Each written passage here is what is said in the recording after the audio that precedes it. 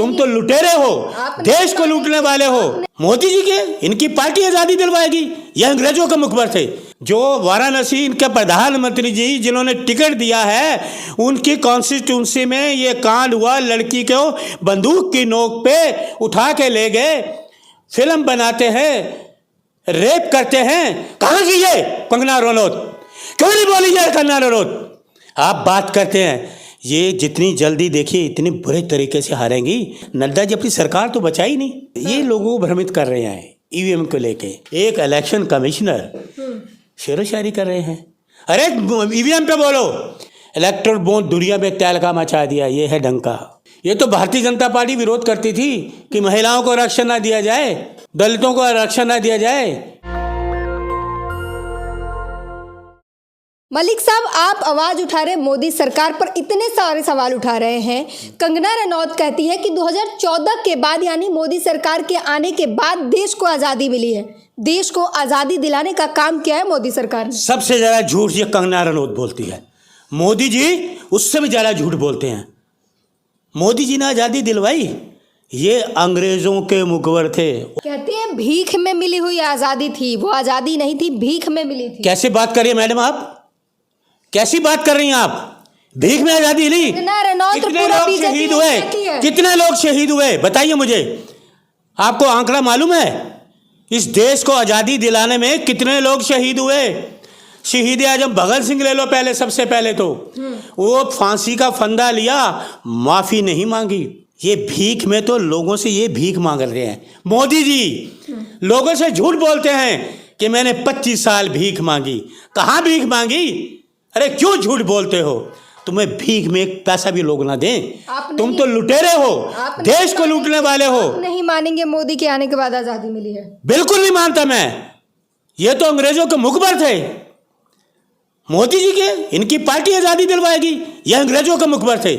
Lease पर ली हुई आजादी। मुझे इनका एक भी आदमी बता दो कोई जेल में गया हो, गोली खाई हो, लाठी खाई हो। पंडित वीर सावरकर, वीर नेहरू जी सुनिए, सावरकर को वीर सावरकर कहा जाता। खबरदार, वीर सावरकर, वीर सावरकर। पंडित जवाहरलाल नेहरू जी ने 9.5 साल जेल काटी, लोगों ने लाठी खाई, सीने पे गोली खाई।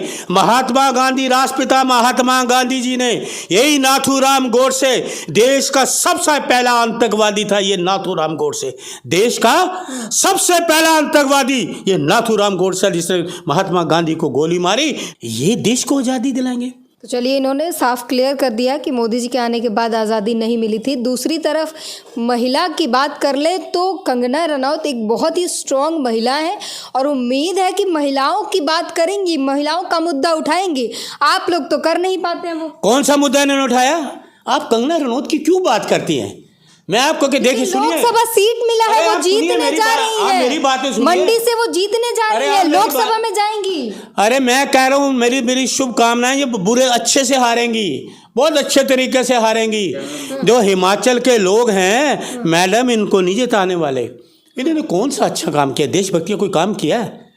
महंगाई के लिए आवाज़ उठाई, मणिपुर के लिए आवाज़ उठाई। मैं फिर दोबारा आपको रिपीट कर रहा हूँ, मणिपुर के लिए आवाज़ उठाई, हाथरस के लिए आवाज़ उठाई। देशभक्ति के लिए कितनी फिल्में बनाती हैं, कितनी आवाज़ उठाती हैं। किसान आंदोलन में देशभक्ति के लिए कितना, देशभक्ति की फिल्मों में भी सारा झूठ दिखाया इन्होंने। तेजस में क्या दिखाया? हर वक्त एक्टिव रहती है और सब कुछ कर देगा, ये दिखाया गया। यह फिल्मों से देशभक्ति करते हैं क्या? फिल्म तो आवाज़ उठाती है, कोई नहीं बोलता जहाँ वो। कौन सी आवाज़ उठाई मुझे बताइए ना। मैं तो सबसे पहले मणिपुर की बात करता हूँ। मणिपुर में आवाज़ क्यों नहीं उठाई? कहाँ थी ये? घर में सो रही थी, घर में सो रही थी। हाथरस लड़की को जला दिया गया पुलिस ने, सो रही थी। जो वाराणसी इनके प्रधानमंत्री जी जिन्होंने टिकट दिया है, उनकी कॉन्स्टिट्यूंसी में ये कांड हुआ, लड़की को बंदूक की नोक पे उठा के ले गए, फिल्म बनाते हैं, रेप करते हैं। कहाँ की ये कंगना रनौत? क्यों नहीं बोली ये कंगना रनौत? आप बात करते हैं, ये जितनी जल्दी देखिए इतने बुरे तरीके से हारेंगी, क्योंकि नड्डा जी की वो है ना स्टेट, राज्य। नड्डा जी अपनी सरकार तो बचाई नहीं, अनुराग ठाकुर सूचना प्रसारण मंत्री बनते हैं, उन्होंने आज तक आवाज नहीं उठाई। जिता पाएंगे? अपना राज्य तो बचा। उनका भी तो घर है, वो कह रही हैं घर वालों ने बुलाया है, इस बार जिता के भेजेंगे, लोकसभा में भेजेंगे और लोगों की आवाज, जनता की आवाज वो संसद में उठाएंगी और उनके लिए काम करेंगे। एक राजनीतिक आदमी के लिए या संसद के लिए पूरा देश घर होता है, पूरा देश घर होता है। ये नहीं कि आपने चुनाव लड़ा तो मेरे को घर में बुलाया है, तो घर की याद नहीं आई मणिपुर की? वो घर नहीं है, वो भी भारत माँ है, ये भी महिला है, तो क्यों नहीं बोली? क्यों खामोशी? वो गोदी मीडिया क्यों नहीं इनको लेके गया? जाति बोलती मोदी जी को, मोदी जी ये क्या हो रहा है? मैं कंगना रनौत हूँ, बताइए, इसका जवाब दीजिए। गई अमित शाह जी के पास गई? मुझे बताइए कोई स्टेटमेंट है इनका कि मोदी जी के पास गई हो? मोदी जी को वो युग पुरुष मानती है, मोदी जी जो कहते हैं वही सच है। विनाश पुरुष हैं, विनाश पुरुष। युग पुरुष मत कहिए मेरे सामने, कांग्रेस का कार्य करता हूँ, युग पुरुष मत कहना मेरे सामने। कांग्रेस के हैं इसीलिए नहीं सुन पाए। नहीं, विनाश पुरुष नहीं है, विनाश पुरुष कहिए, तब तो मैं आपकी बातों को मानूंगा। क्या विनाश किया है? देश का विनाश, 10 साल बर्बाद कर दिए देश को पूरी तरह। आज महंगाई कहाँ है, बेरोजगारी कहाँ है, आज कहाँ है कानून व्यवस्था, कहाँ है? विकास कर रहा है, विनाश में करे, विकास, विकसित राष्ट्र होने जा रहा है 47 में। देखिए इनका क्या है काम, इनका ये इतने ढकोंसलेबाज, इतने नौटंकीबाज लोग हैं। जहाँ इनका पहले वो मेक इन इंडिया कहाँ गया, वो शाइनिंग इंडिया कहाँ गया? ये हर बार नारा बदलते हैं, अपनी जुबान से नारे को पता नहीं ऐसे घुमा फिरा के करते हैं जो कोई कारगर साबित नहीं हुआ आज तक। कहाँ है वो मेक इन इंडिया? देश की अर्थव्यवस्था में लगातार बढ़ोतरी है। वो कहाँ है 2000 के नोट? 2000 का नोट, काला धन निकालने के लिए 2000 के नोट आए थे, अब चले गए। जो 5 साल 2000 के नोट नहीं चला सके, सरकार क्या चलाएंगे मैडम, मुझे आप बताओ? वो सब काला धन निकालने की रणनीति थी। तो वो पहले वाला काला धन कहाँ गया? 15 लाख लोगों को देने थे, वो काले धन में से देने थे ना, वो कहाँ है 15 लाख? वो 15 लाख मैं भी आज इंतजार कर रहा हूँ। किसी बैंक में 140 करोड़ लोगों में, ये मेरी चेतावनी है प्रधानमंत्री जी, अमित शाह जी, आपका शासन, आपको शासन कहूँगा मैं, इसको शासन नहीं कहूँगा। 15 लाख एक भी व्यक्ति का मुझे अकाउंट बता दो कि आपने 15 लाख दिया हो। आप जिसे कुशासन कह रहे हैं, जनता उसे सुशासन कह रही है, कुशासन कह रही है। वो कहते हैं, हाथ जोड़ते हैं लोग, अरे कौन सा दिन है जो ऐसे लोगों को हमने लिया। तीसरी बार बुला रहे हैं, तीसरी बार शपथ लेने वाले हैं मोदी जी। कोई नहीं शपथ ले, मैंने आपको पहले ही बता दिया, मोदी जी घर बैठेंगे। भारतीय जनता पार्टी की सरकार अब नहीं आ रही। 140 करोड़ लोगों ने ठान लिया है कि बीजेपी को नहीं लाना। लोग 10 साल लोगों ने जो अपना तनाव भरी जिंदगी जी है, कोई भी समाज हो, उन्होंने अपनी तनाव भरी जिंदगी जी है, चाहे दलित हो, आपका पहलवान हो, चाहे किसान हो, चाहे जवान हो, चाहे बुजुर्ग हो, चाहे महिला हो, चाहे कोई भी राज्य हो, ऐसा कोई भी राज्य नहीं छूटा जहां इन्होंने अत्याचार न किया हो, अपनी तानाशाही का सबूत न दिया। सारी जनता, किसान हो, दलित हो, जिनका आप नाम ले रहे हैं, सब मोदी जी को वोट देने वाले हैं और तीसरी बार वो शपथ लेने वाले हैं। ये मोदी जी भी कह रहे हैं और जनता भी कह रही है। ये 24 नजदीक आने वाला है, कोई इनको वोट नहीं देने वाला। अच्छा, अगर जीत गई बीजेपी फिर क्या करेगी? जीत के पर आप उनके साथ हैं क्या, समर्थक हैं आप उनकी? आप पत्रकार हैं, निष्पक्ष बात करिए मैडम। अगर जीत गई इसीलिए तो पूछ रहे हैं। अगर जीत पाएंगे ना, किसी कीमत पे नहीं जीत पाएंगे, किसी भी कीमत पे। ये मेरा चैलेंज है कांग्रेस। सर्वे किया है आपने? बिल्कुल सर्वे किया, लोगों की बातों से पता लगता है। देश के लोग जो देखिए, हम राजनीति से जुड़े हुए हैं, तो बातों में तो यहाँ राजस्थान, मध्य प्रदेश में बातों में भी कांग्रेस तो जीत ही रही थी, बाद में रिजल्ट आए तो बीजेपी जीत गई। वो ईवीएम की बेईमानी, मैंने आपको उस दिन भी बताया था ना। तो 4 तारीख को ईवीएम वाले वोट नहीं होंगे? नहीं, बिल्कुल नहीं। अब होशियारी है, लोग जागृत हो चुके हैं मैडम। उस वक्त और इस वक्त बहुत फर्क है। क्या फर्क है? फर्क ये है कि कई लोगों ने आवाजें उठाई, सुप्रीम कोर्ट को लॉयर ने, कई लोगों ने आवाजें उठाई हैं। बंद कहाँ हुई है? ईवीएम से ही चुनाव होने जा रहे हैं। देखिए, वक्त का कुछ नहीं कह सकते मैडम, समय का। अभी तो चुनाव में वक्त है, कुछ नहीं कह सकते। क्या स्टेटमेंट आ जाए, कहाँ सुप्रीम कोर्ट कौन सा ऑर्डर आ जाए, क्या कर दे, क्या ये कारस्तानी कर दे सरकार, क्या बेईमानी कर दे, क्योंकि ये बेईमानों की सरकार है ना। क्या बेईमानी कर दे, इनको कोई भरोसा नहीं है, देश इन पे भरोसा नहीं करता है। ये कुछ भी कर सकते हैं, ये कुछ भी कर सकते हैं, क्योंकि देश प्रेमी नहीं है ये लोग। देश प्रेमी होते हैं। अच्छा, मतलब आपने पहले से तैयार कर लिया है रोड मैप, अगर हार गए तो बोल देंगे कि कुछ भी कर सकते हैं, इन लोगों ने ईवीएम हैक पहले से क्यों तैयार कर लिया? हम जानते हैं ना, हम जानते हैं कि इस बार नहीं आएंगे मैडम। ये चैलेंज है मेरा, नहीं आएंगे। कैसे नहीं आएंगे? ईवीएम लोग है। जागृत हो चुके हैं ना, लोग देखे भी ये जो सरकार है भारतीय जनता पार्टी की, अगर ये आ जाए तो फिर प्रोफेसर ईवीएम करने पर वाले आप सवाल नहीं उठाएंगे? हम तो उठा ही रहे, शुरू से उठा रहे हैं। अब एक कोई तानाशाही, बीजेपी जीत जाती है, अगर तानाशाही 140 करोड़ चाहते हैं कि ईवीएम पे चुनाव नहीं होने चाहिए, बड़े बड़े लॉयर और सुप्रीम कोर्ट लॉयर ने कहा, तो ईवीएम से ही रहा है ना, अभी तो हो तो उसी से रहा है। अगर ये सरकार सच्ची होती, ईमानदार होती, तो 140 करोड़ के लोगों की भावनाओं को समझती कि लोग विरोध कर रहे हैं तो हम नहीं कराएं। इसका मतलब ये बेईमान है, इनको पता हमने बेईमानी करनी है मशीन में। जनता भोली भाली है, आप लोगों ने बहकाया, जनता बहक गई। जनता भोली भाली है, बिल्कुल ठीक कहा आपने, ये बेईमान है। जनता, आप लोगों ने जनता को भ्रमित किया। हमने नहीं किया भ्रमित, ये लोगों को भ्रमित कर रहे हैं ईवीएम को लेके, ये लोगों को गुमराह कर रहे हैं, झूठ बोलकर, लालच देकर तानाशाही कर रहे हैं, हर राज्य में तानाशाही कर रहे हैं। तो सरकारें, कमिश्नर को सुना नहीं आपने जिस दिन चुनाव के ऐलान हो रहे थे? शेरोशायरी करने वाले, हाँ, इलेक्शन कमिश्नर ने बचाइए, वहाँ जाया करें, मुशायरे में जाएं। इलेक्शन कमिश्नर साहब मुशायरे में जाना, लाल किले पर मुशायरे होते हैं, एक इलेक्शन कमिश्नर शेरोशायरी कर रहे हैं। अरे ईवीएम पे बोलो, ईवीएम पे बात करते, ईवीएम पर ही तो बोला था, वफा आपसे नहीं होती, कहा कि वफा आपसे नहीं होती और ठीक रहा, ईवीएम पर फोड़ कह रहा हूँ, शेरोशायरी कर रहे हैं, मैं तो कह रहा हूँ। एक गाना मोदी जी गाते हैं, ये देश नहीं झुकने दूंगा, ये देश नहीं मिटने दूंगा, सुना होगा? मोदी जी ने गाना गाया है, हैं? तो मैं भी गाना गा लूं, शपथ के दौरान गाई थी, तो मैं भी गा सकता हूँ। गाऊं क्या? इजाजत है? हाँ बिल्कुल। काटेंगे तो नहीं गाने को? बिल्कुल नहीं। हाय शर्माऊं किस किस को बताऊं, ऐसे कैसे मैं बताऊं सबको, मोदी के घोटाले, मोदी के घोटाले, नोटबंदी, जीएसटी, राफेल की कहानियाँ, हाय शर्माऊं किस किस को बताऊं, ऐसे कैसे मैं बताऊं सबको, मोदी के घोटाले। कैसा लगा आपको ये गाना, बताइए? आप मोदी सरकार पर इतना निशाना साध रहे हैं, जिसे युग पुरुष कहा जा रहा है, जिससे सबसे स्वच्छ, सबसे अच्छा प्रधानमंत्री, सबसे बड़ा देशभक्त माना जाता है। सबसे बड़ा? मैं तो कह रहा हूँ सबसे। मोदी मतलब Bharat, Modi equal to India. अच्छा, इससे पहले प्रधानमंत्री आए नहीं? प्रधानमंत्री वो थे ना, लाल बहादुर शास्त्री, पंडित जवाहरलाल नेहरू, इंदिरा जी, राजीव जी, जिनके नाम से देश दुनिया नाम लेती थी। इनका कोई नाम लेने वाला नहीं है, ये डिस्ट्रॉय करते हैं। एनडीए, नेशनल डिस्ट्रॉय एनालिसिस है ये, नेशनल डिस्ट्रॉय एनालिसिस है ये।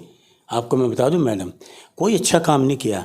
मोदी जी के कारण आज भारत का डंका बज रहा है विदेशों में, विश्व गुरु भारत बना है मोदी जी के कारण, पहले विश्व गुरु नहीं था भारत। मैडम मैं आपके आगे हाथ जोड़ता हूँ बाबा, हाथ जोड़ता हूँ, ऐसी बातें मत करो, नहीं मानेंगे। विश्व में डंका बज रहा है, बड़ा अच्छा बज रहा है। मणिपुर के लोग देखते हैं क्या हुआ मोदी जी आपके राज में, इस राज्य का। मोदी जी 700 किसान शहीद हो गए, ये है डंका। तानाशाही, लोगों को खरीद फरोख्त करना, इलेक्ट्रल बॉन्ड दुनिया में तहलका मचा दिया, ये है डंका, ये है डंका, समझ गए? तो इसलिए आप सोचिए मेरी बात, ये छोड़िए इनकी बातों को। 24 नजदीक है मैडम, 24 में भारतीय जनता पार्टी नहीं आ रही, और कंगना रनौत जी इतनी बुरी तरह से हारेंगी, और हिमाचल के लोग भी वोट नहीं देंगे। ये डब्बे ढूंढते रहेंगे, लेकिन हिमाचल के लोग वोट नहीं देंगे। आप नहीं चाहते कि एक महिला संसद जाए और महिलाओं की आवाज़ उठाए? महिला और महिला नहीं आई हैं, और महिला नहीं है। मैं तो कह रहा हूँ, मैं ये तो नहीं कह रहा, मैं कह रहा हूँ उनको वोट पड़ना ही नहीं है। जो व्यक्ति, जो महिला देश के लिए खिलाफ करते कि देश के लोग देशद्रोही हैं, उनको लोग वोट करेंगे। ये वही महिला है ना, किस अंदाज में, किस रूप में ये वोट मांग रही हैं इस देश के लोगों से। देश के लोगों को तो इन्होंने देशद्रोही कहा कंगना रनौत जी ने, तो वोट क्यों मांगेंगे लोग, वोट क्यों देंगे इनको, क्यों देंगे वोट? कंगना रनौत ने कहा है कि मोदी जी के लिए वो समर्पित है, जैसा जैसा मोदी जी कहेंगे वो वैसा वैसा करेगी। बिल्कुल, मोदी जी झूठ बोलेंगे, ये भी झूठ बोलेंगी, है ना। मोदी जी कहेंगे बेरोजगारी बढ़ाओ, ये बेरोजगारी बढ़ाएंगी, है ना। ये है कि मोदी जी की पिट्ठू बन के रहेंगी। बेरोजगारी पर तो सवाल कांग्रेस पर उठता है कि आप लोगों ने जनसंख्या नियंत्रण नहीं किया, इसके कारण आज जनसंख्या ज़्यादा है, उतनी नौकरियां है नहीं जितनी जनसंख्या है। ये आपके 14 साल से पहले तो नहीं क्यों हुआ, नौकरियाँ सबको मिलती थी। ये 14 साल के बाद, ये सन 14 के बाद ही हुआ ना।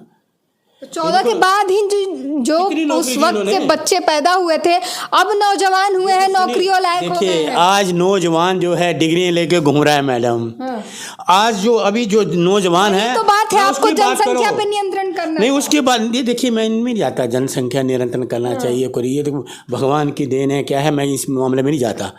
मैं ये चाहता हूँ जो आज के जो भविष्य है, युवा है डिग्री लेके घूम रहा है सड़कों पे, उनको पता जो युवा आज का जो आगे का भविष्य है उनको पता हमारा जो भविष्य अंधकार में है।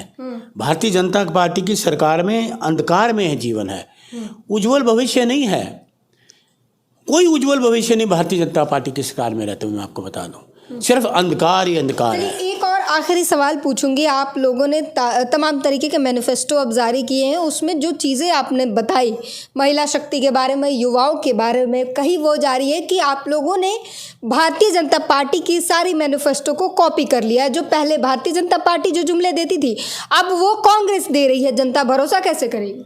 देखिए नकल मारने वाले कौन है? कांग्रेस नहीं, ये बीजेपी वाले, बीजेपी भारतीय जनता पार्टी। पहले भारतीय जनता कांग्रेस पार्टी कभी ने सुने- रोजगार दिया, रोजगार की बातें की, अब कांग्रेस कर रही है। अब पहले भारतीय जनता पार्टी ने कहा कि महिला सम्मान, महिला की बातें की, अब वही कांग्रेस कर रही है। कांग्रेस ने कभी भी महिला के सम्मान में कभी भी कोताही नहीं बरती, महिलाओं को सम्मान दिया। 33% रिजर्वेशन किसने पास किया? आदरणीय श्रीमती सोनिया गांधी जी ने। पार्लियामेंट में 33% पास किसने करवाया? सोनिया गांधी जी ने। ये तो विरोध करते थे मैडम, ये तो भारतीय जनता पार्टी विरोध करती थी कि महिलाओं को आरक्षण ना दिया जाए, दलितों को आरक्षण ना दिया जाए। विरोध करने वाले तो ये लोग हैं, ये तो सब चीज कांग्रेस लाई। तो ये नकलची कांग्रेस की नकल करने वाले हैं, लेकिन ये कामयाब नहीं होने वाले, क्योंकि लोगों को पता है ये झूठ बोलते हैं। जो देश का प्रधान सेवक ही सबसे ज़्यादा झूठ बोले तो लोगों का विश्वास अब इस पर उतर चुका, ख़त्म हो चुका है, इन पर भरोसा नहीं करेंगे। वो आने वाले चुनाव में मैं आपको बता रहा हूँ, आने वाले चुनाव में भारतीय जनता पार्टी बिल्कुल फिनिश है, 4 तारीख के लिए तैयार है। बिल्कुल 4 तारीख को मैं बता रहा हूँ, 4 तारीख को मैं आपको फ़ोन भी करूँगा।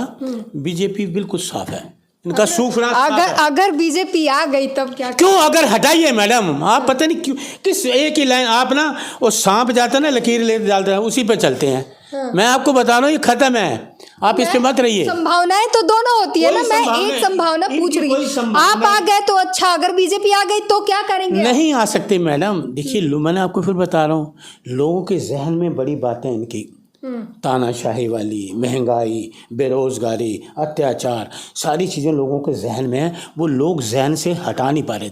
जो 10 साल लोगों ने झेला है ना, वो उनके दिमाग से और दिल से नहीं निकल रही। तो वो 24 में इनको दिखाएंगे, वो डालेंगे, कहते हाथ दा निशान, हाथ दा निशान करे सब दा कल्याण देशवासियों, हाथ दा निशान करे सब दा कल्याण देशवासियों, जद जाना वोट पान रखना ध्यान है देशवासियों। जय हिंद, इंडिया गठबंधन। तो इन्होंने बहुत बड़ा ऐलान किया, उन्होंने साफ कह दिया कि 4 तारीख के परिणामों के लिए तैयार हैं। भाजपा इस बार नहीं आएगी, लेकिन जो कुछ होगा वो 4 तारीख को पता चल जाएगा। पूरी बातचीत पर अपनी प्रतिक्रिया ज़रूर दीजिए। नेशनल दस्तक की आपसे गुजारिश है कि अगर इसको बचाना चाहते हैं तो नेशनल दस्तक को सब्सक्राइब करने के लिए रेड कलर के सब्सक्राइब बटन को दबाएं, फिर बेल आइकन की घंटी दबाएं। नेशनल दस्तक को बचाने के लिए बहुत जरूरी है कि हर खबर को शेयर करें, लाइक करें, कमेंट जरूर करें।